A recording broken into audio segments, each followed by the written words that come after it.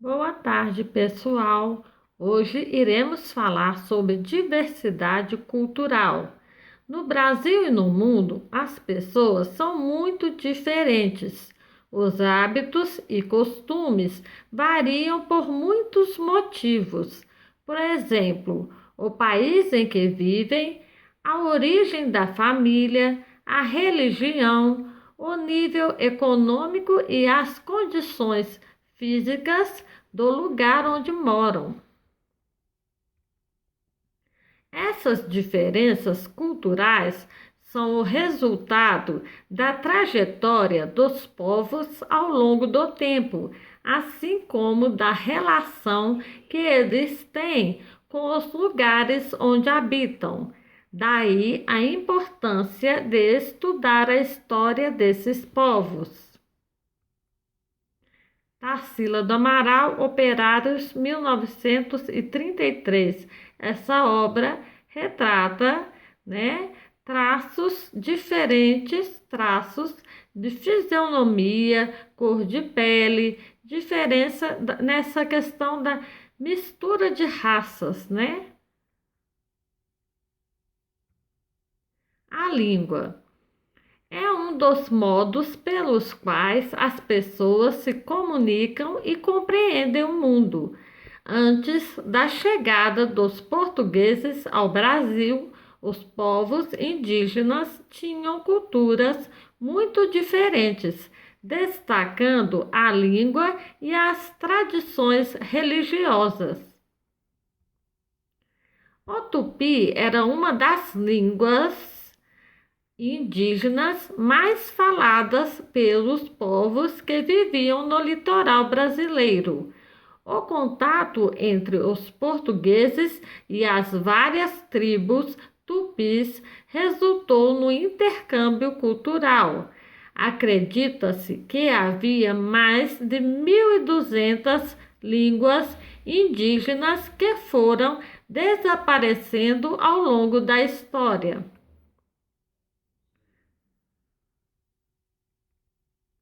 Os indígenas. Os indígenas viviam em aldeias. As aldeias eram e ainda são os espaços que os indígenas construíram para viver. A construção das moradias são feitas com recursos da natureza, como palha, cipós e madeira. Alguns grupos constroem suas casas com materiais comprados, como telhas e tijolos, devido à proximidade das cidades. As aldeias. As aldeias são construídas em lugares seguros e próximas de rios e florestas para garantir a água, a pesca e a caça. O formato das aldeias pode variar. Há aldeias circulares, em formato de U, em fileira, entre outros. Como viviam os indígenas? O trabalho e os alimentos eram divididos entre todos. Homens, mulheres, crianças e idosos tinham tarefas diferentes, mas todos colaboravam. Essa característica cultural causou espanto aos portugueses, pois na Europa havia a ideia de propriedade privada. Os africanos, trazidos para o Brasil, também tinham uma cultura muito rica e diversificada.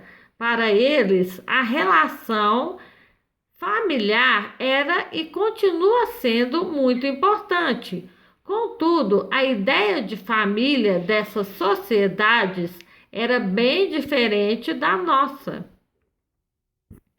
Entre alguns povos, todos os filhos que nasciam faziam parte apenas da família do pai, mas existiam outras sociedades em que todos os filhos que nasciam faziam parte apenas da família da mãe.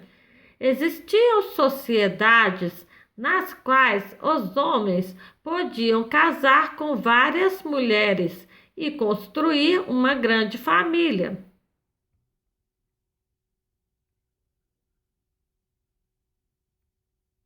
O trabalho era dividido entre os membros da família. Geralmente, as mulheres faziam o trabalho agrícola e os homens construíam casas, caçavam, cuidavam do gado e protegiam a família. Outras formas de organização social dos povos africanos. Alguns povos mantiveram a vida nômade, mudando de tempo em tempo. Algumas famílias formavam pequenas aldeias nas quais todos se ajudavam. Existiam pequenas aldeias onde tudo era compartilhado. Em outros lugares, surgiram reinos formados por diversas aldeias e grandes cidades, como o Reino do Benin, na costa oeste da África.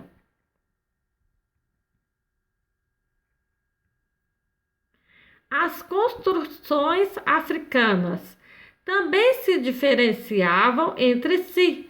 Em algumas regiões, as casas tinham terraço, pátios e paredes de pedra, por causa da influência dos costumes europeus.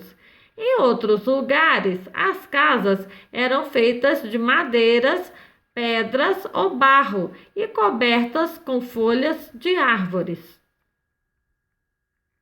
Também construíam casas de pau a pique. As paredes eram construídas com pedaços de madeira ou vara e preenchidas com barro socado.